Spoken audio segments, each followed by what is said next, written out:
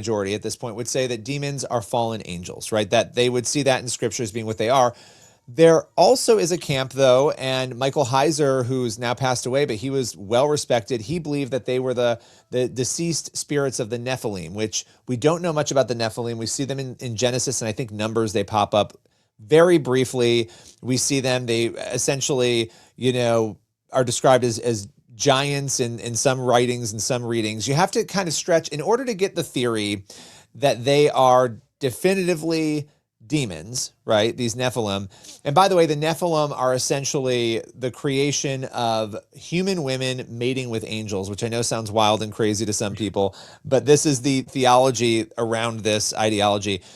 You have to go and look at the Book of Enoch, 1 Enoch, that book, which is not in the biblical canon, but is quoted by Jude in the Bible. So it was known at the time. There are at least parts of it that were respected and believed to be true. It gives you really so if anybody's not read it, go to 1 Enoch, read that. It gives you this theology of demons as being the Nephilim. Here's the thing. It doesn't matter whether they're partially angel or whether they're full fallen angel.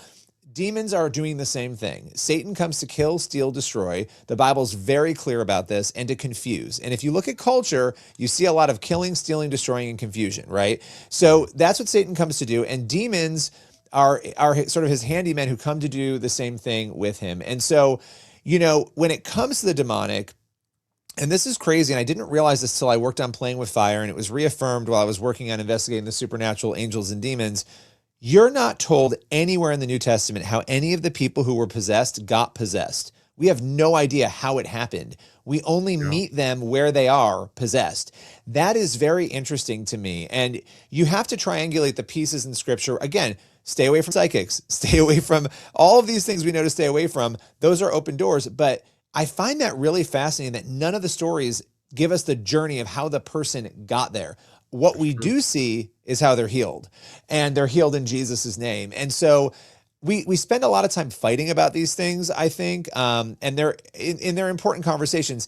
I have tended to be on the side of thinking that, demons are fallen angels, but I also think there's some compelling arguments on the Nephilim theory, I think. But again, these aren't salvation issues, and they don't really matter. What matters is understanding the battle and understanding that whatever their nature is, this is what they're trying to do.